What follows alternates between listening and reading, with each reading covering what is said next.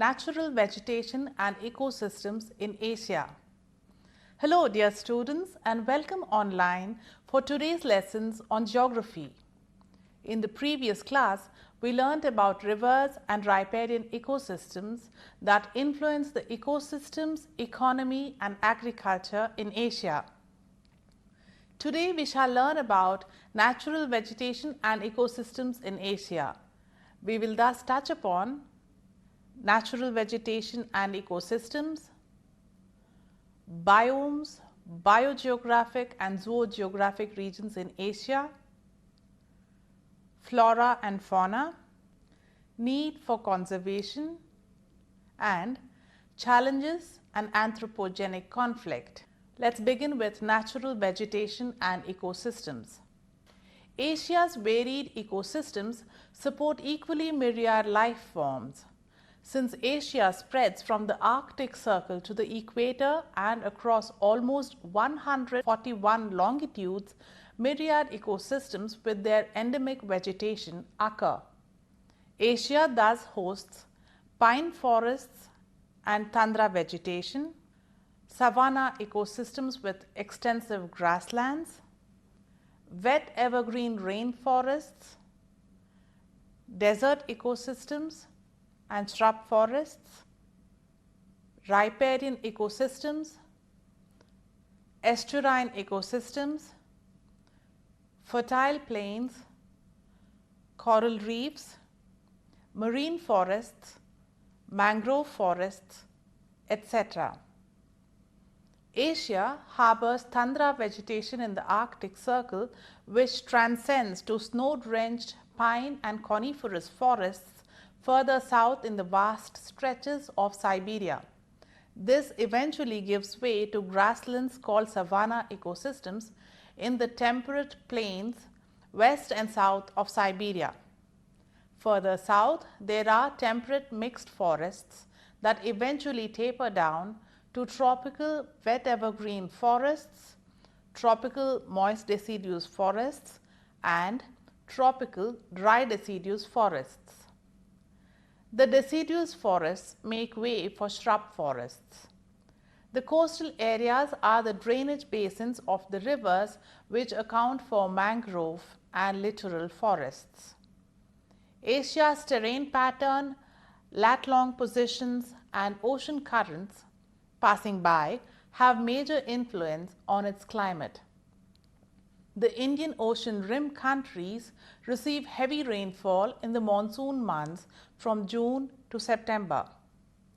The westerly winds, seasonal storms, create a cyclical rainfall pattern in the entire continent.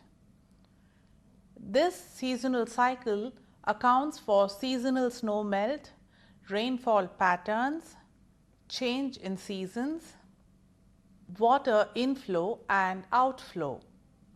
Thus, all these factors sustain various ecosystems and their inhabitants, both human and faunal.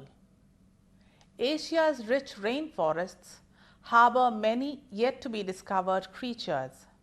The natural vegetation, ecosystems have been influenced and in turn influence other geological phenomena like rainfall, windfall and snowfall pattern in different latitudes.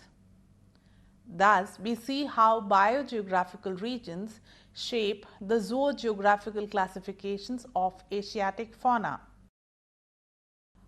Biomes, biogeographic and zoogeographic regions in Asia. Let us now study the different biomes or vegetation types that occur in different latitudes. The climatic conditions, latitude and longitude or the lat-long, soil nutrition and terrain factors influence a biome in the region. Siberian region. The boreal temperate European Siberian region is the Palearctic's largest region. Here, the tundra vegetation of the Palearctic region transcends to the vast taiga. Liquid water is not available for much of the winter, and plants and animals undergo a winter dormancy with very low metabolism. South of the taiga are a belt of temperate broadleaf mixed forests and temperate coniferous forests. This vast region is characterized by many shared plant and animal species. Mediterranean Basin. The lands bordering the Mediterranean Sea in southwestern Asia are home to the Mediterranean Basin ecoregions. These together constitute the world's largest and most diverse Mediterranean climate region of the world. This region is characterized by generally mild, rainy winters and hot, dry summers. The Mediterranean Basin's mosaic of Mediterranean forests, woodlands, and scrub are home to 13,000 endemic species. The Mediterranean Basin is also one of the world's most endangered biogeographic regions. Only 4% of the region's original vegetation remains. Human activities, including overgrazing, deforestation, and conversion of lands for pasture, agriculture, or urbanization, have degraded much of the region. Conservation International has designated the Mediterranean Basin as one of the world's biodiversity hotspots. Middle East deserts. A great belt of deserts, including the Arabian Desert, separates the Palearctic, Afrotropic, and true Asian ecoregions. This scheme includes these desert ecoregions in the Palearctic ecozone. Other biogeographers identify the ecozone boundary as the transition zone between the desert ecoregions and the Mediterranean Basin ecoregions to the north. This places the deserts in the Afrotropic, while others place the boundary through the middle of the desert. Gazelles, oryx, sandcats, scorpions, and spiny-tailed lizards are some of the desert-adapted species that survive in this extreme environment. Western and Central Asia. The Caucasus Mountains, which run between the Black Sea and the Caspian Sea, are a particularly rich mix of coniferous, broadleaf, and mixed forests, and include the temperate rainforests. Central Asia and the Iranian Plateau are home to dry steppe grasslands and desert basins with montane forests, woodlands, and grasslands in the region's high mountains and plateaus. In southern Asia, the boundary of the Palearctic is largely altitudinal. The middle altitude foothills of the Himalayas between about 2000 to 2500 meters form the boundary between the Palearctic and the Indo-Malaya ecoregions. East Asia. China and Japan are more humid and temperate than adjacent Siberia and Central Asia and are home to rich temperate coniferous, broadleaf, and mixed forests. These are now mostly limited to mountainous areas. The densely populated lowlands and river basins have been converted to intensive agricultural and urban use. East Asia was not much affected by glaciation in the ice ages. In the subtropical southern parts of China and Japan, the Palearctic temperate forests transcend to the subtropical and tropical forests of Indo-Malaya, creating a rich and diverse mix of plant and animal species. The mountains of southwest China are also designated as a biodiversity hotspot. The Himalayas containing, for example, about 8% of the world's bird species. Indian subcontinent. The Indian subcontinent bioregion covers most of India, Pakistan, Bangladesh, Nepal, Bhutan and Sri Lanka. The Hindu Kush, Karakoram, Himalayas and Patkai ranges bind the bioregion on the northwest, north and northeast. These ranges were formed by the collision of the northward drifting Indian subcontinent with Asia beginning 45 million years ago. The Hindu Kush, Karakoram and Himalayas are a major biogeographic boundary between the subtropical and the tropical fauna of the Indian subcontinent and the temperate climate Palearctic ecozone. The Western Ghats and Sri Lanka are important biodiversity hotspots. Indochina. The Indochina bioregion includes most of mainland Southeast Asia, including Myanmar, Thailand, Laos, Cambodia and Vietnam, as well as the subtropical forests of southern China. It covers the richest part of the Indo-Malayan ecozone with dominant biomes of tropical and subtropical moist broadleaf forests and dry broadleaf forests. New species and even families are often found there. Example, the Laotian rock rat. It is home to about 500 native mammal species. The bird fauna is also very diverse with some 1,300 species. Over 500 reptile and over 300 amphibian species are also present, including numerous endemics. Sunda Shelf and the Philippines. Beginning with the Andaman Nicobar Islands in the west, the Sunda Plate stretches till the east coast of Japan in the north and New Zealand in the south.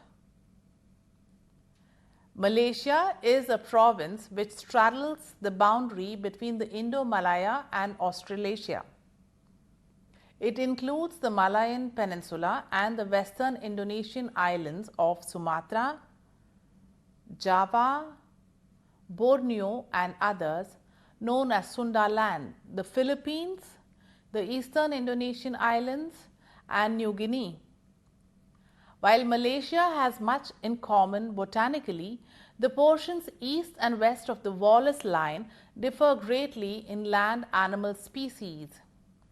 Wallace Line is an imaginary boundary that separates the biomes or the biogeographical areas of Asia from Australasia and runs southeast of Borneo through Indonesia. Sunda Land shares its fauna with mainland Asia, while the islands east of the Wallace Line either lack land mammals or are home to a land fauna derived from Australia. The Australian land mammals include marsupial mammals and ratite birds. The insects of New Guinea are, however, mainly of Asian origin. Flora and fauna in Asia. Asiatic flora is the richest in terms of diversity on the planet. Starting with orchids and ferns, the grasslands, the deciduous forests, the lofty trees of the wet evergreen rainforests include genus and specimen of Ficus, Dalbergia, Terminalia, Legostromia, Spathodia, Syzygium, Calophyllum, etc. In fact, the tree trunks of the Poeciloneuron indicum, Mesua, Hopia, Acrocarpus were used by the British in India as railway sleepers for laying the tracks. Such was the nature of these hardwood specimens in the Indian rainforests. The tropical wet evergreen rainforests are a microcosm of the very creation of life on earth. The germplasm that obtains from the biodiversity in Asia suffices to combat any kind of environmental challenge in the future. be it soil degradation, climate change, hydrometeorological disasters like flood or drought, flash floods, depletion of the groundwater table, or reduced soil fertility, the endemic trees bear the secrets for a panacea to Mother Nature's woes in Asia. Moist deciduous forests from Indonesia northwards till the southern frontiers of Tibet across Indochina are said to be slowly encroaching on the terrain of pine and coniferous forests, aided as they are by climate change and global warming. While the moist, humid forests of the tropics in Asia sustain sensitive species like orchids, the pine forests in Siberia nevertheless offer secure homes to highly endangered carnivores like the Siberian or the Amur tiger, Arctic fox, Siberian wolf and wolverine, etc. Ecosystems of Asia. The different ecosystems that can be found in Asia are ice desert, tundra, taiga, temperate broadleaf, temperate steppes, subtropical rainforests, Mediterranean, monsoon forests, desert xeric, shrublands, dry steppes, semi-desert, grass savannas, tree savannas, subtropical dry forests, tropical rainforests, alpine tundra, and montane forests. Asia shows a notable diversity of habitats with significant variations in rainfall, altitude, topography, temperature, and geological history, which is reflected in the richness of animal life. Asia's vast forestscapes harbor a vast faunal spectrum. Avifauna or bird life, herpetofauna or reptilian population, mammalian genera, insects, butterflies, orchids, freshwater or aquatic fauna, and marine fauna thrive in the different latitudes, longitudes, and their ecosystems right across Asia. Avifauna. Of the thousands of varieties of birds, mention may be made of pitas, bulbuls, old world babblers, cuckoo shrikes, drongos, fantails, flowerpeckers, helmet shrikes, hornbills, nuthatch, orioles, parrotbills, parrots, shrikes, sunbirds, and wood swallows. Mammals. Large mammals characteristic of Indo-Malaya include the leopard, tigers, wild Asian water buffaloes, Asian elephant, Indian rhinoceros, Javan or the Sumatran rhinoceros, and Malayan tapir. The other endemic Asian families include giant panda, mouse-like hamsters, and red pandas. The Asian ungulates include bharal, gaur, black buck, the wild yak, and the Tibetan antelope, four-horned antelope, ox-sheep thakin, K-ting voar, several species of muntyak or deer, bubalus, and others. The goat antelopes are represented by the goral and the sero. Asia's tropical forests accommodate one of the world's three principal primate communities, about 45 species including prosimians, that is the loris and the tarsier, the leaf-eating langurs, the orangutan of Borneo and Sumatra, and the gibbons. Reptiles. Asia has a rich reptile fauna. Monitor lizards, snakes of the Uropeltidae, Acrocodidae, and the Xenopeltidae families and gharials are endemic to Asia. The crocodiles include mugger crocodile, gharial, false gharial, and saltwater crocodile, also called estuarine crocodile. The more common of the numerous snakes are pipe snakes, Melanophytum plectrurus, Rhinophis, Europeltis. Sea snakes occur only in the sea of the Australasian plate from the Andaman Sea to the Great Barrier Reef.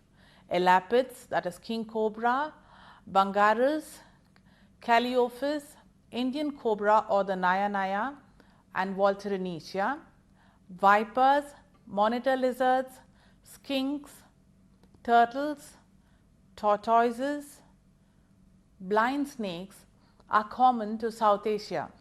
Freshwater or aquatic fauna. Asia also contains several important freshwater ecoregions. These include all the rivers of Russia, which flow into the Arctic, Black and the Caspian Seas, and Siberia's Lake Baikal, which is the oldest and the deepest lake on the planet. Baikal is home to numerous endemic sponges, oligochaetes, crustaceans and the Baikal seal. The Khanka Lake and Japan's Lake Biwa, Lake Dongting, Lake Thai and Lake Poyang in China are freshwater bodies. The rivers of China are home to the critically endangered finless porpoise and the baiji. There are also several Asian lakes with saline or brackish water and with very peculiar fauna. These are the Caspian Sea, the Lake Balkhash, Aral Sea, Issyk-Kul in Russia, the Qinghai Lake in China, and Lake Chilka in India. South Asia is especially rich in freshwater life, with 10% of the world's fishes that amounts to over 2,000 species. Marine fauna. There are strong affinities and relationships between Mediterranean and Atlantic fauna. The deep water fauna of the Mediterranean has no distinctive characteristics and is relatively poor. Both are a result of events after the Messinian salinity crisis. An invasion of Indian Ocean species has begun via the Suez Canal. Do some research on the Lessepian migration.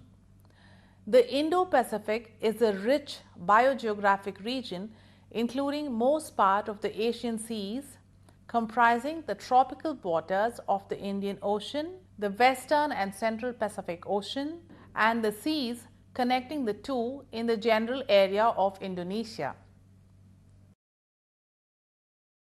Need for conservation. Considering Asia hosts a sample of all genus of wildlife and a microcosm of all samples of natural vegetation, its conservation value is ever more succinct. Perhaps it is the complex challenges to human development that arises from the tough terrain and ecosystems endemic to Asia that the pressure of development presents the greatest challenge to conservation. The terrain has presented such complex problems that poverty is the bane of almost all the Asian countries. Asians thus consider fruits of development so fundamental a right that they are willing to compromise on the conservation and energy quotients. It is now not only a concern for climate change, but a challenge to the development and sustenance of future generations. Without sustainable development, the very survival of the planet's enormous bio and zoodiversity are at stake. The future of human beings will be most affected indeed. Cropping pattern and staple diets will change, viruses and vectors will jump species, and new kinds of pandemics will plague the planet. Seasons will be affected in the tropics because of melting polar ice caps. There will be harsher summers, winters, and rainy seasons. more natural disasters emanating from extreme weather conditions. This bleak scenario obtains from anthropogenic factors, unlike the previous cycles of climate change. Anthropogenic conflict today manifests in myriad ways: habitat loss, man-animal conflict, groundwater depletion, atmospheric pollution, water pollution, decimation of forests, wildlife crime, climate change, ozone layer depletion are only some of the environmental challenges of our world today. All these threats to the environment propose a bleak future not just for humanity but also for the other living creatures on planet Earth. Many species face extinction not just because of wildlife crime but inbreeding, loss of habitat, and climate change. Inbreeding occurs due to loss of habitat. Certain species are flagship species amongst both botanical and zoological diversity. Thus, the conservation of the flagship species ensures the conservation of the entire spectrum of endangered species under its captaincy. For example, in trying to conserve the tiger, a whole faunal spectrum or prey base of the tigers is conserved. By doing so, we ensure that the habitat of the tiger and its prey base are also conserved. This, in end effect, protects the water resources and catchment area for the Indian monsoons. Thus, we see the exaggerated importance given to the conservation of tiger. Similarly, there is an effort to save the pyramid species of all genera. Conservation of shark-infested waters in the sea ensures that its entire prey base and their habitat are also conserved. Same goes for reptiles. Challenges to conservation, anthropogenic conflict. The growing human population is continuously increasing the stress on the forest for wood products, including fuel for cooking and heating. Land is being cleared for agriculture, fuel wood, and urbanization. These practices are endangering forest genetic resources around the world. Many of the planet's most diverse ecosystems are found in the tropics and subtropics, often in developing countries where pressure on the land is great and financial resources to protect the environment are limiting. Therefore, protecting these valuable resources in situ or on site is an ongoing challenge for conservation. Establishing a representative portion of the gene base at a new location where it can be protected ex situ or off site has also proven to be very effective. Additionally, ex situ conservation allows for the possible reintroduction of the species or population into the original area once the local environmental concerns have been addressed. An example of ex situ conservation is captive farming of all endangered species like orchids in orchid farms, captive farms of fuel wood yielding acacia species, industrial timber, etc. Ex situ conservation of fauna is more controversial.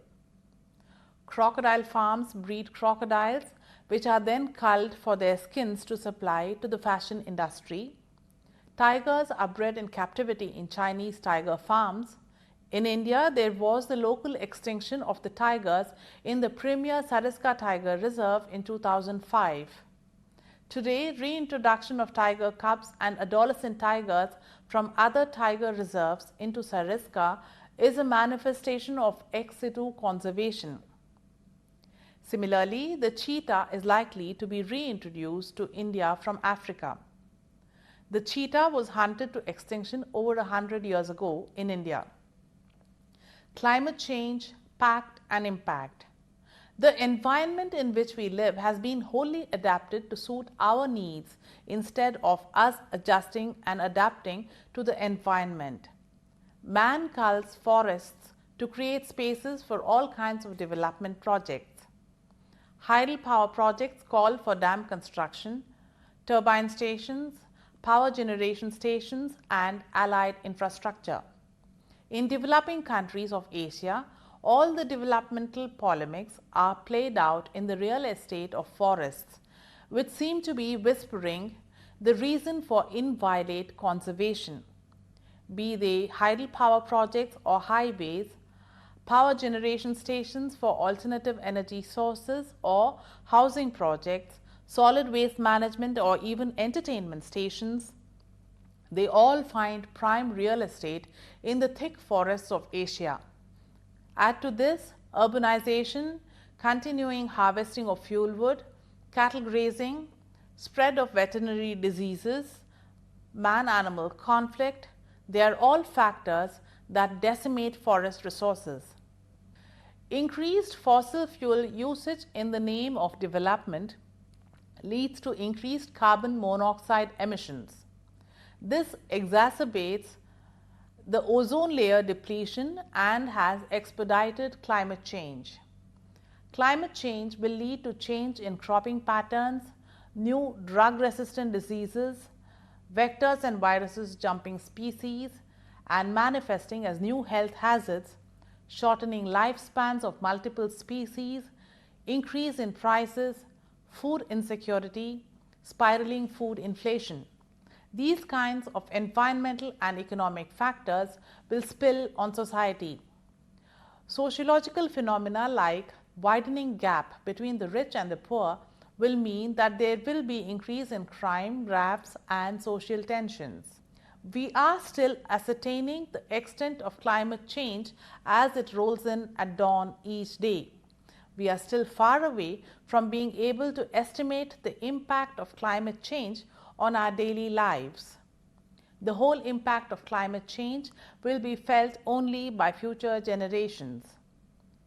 But an awareness that has built up will hopefully help mitigate the drastic repercussions on our planet in the coming decades. It thus helps us any day to be fully aware of the potential and the power with which we were blessed and born on this planet. By learning about the blessings of Mother Nature, we start appreciating and understanding the Mother's prowess. That is the whole purpose of learning geography. I hope you enjoyed today's lecture.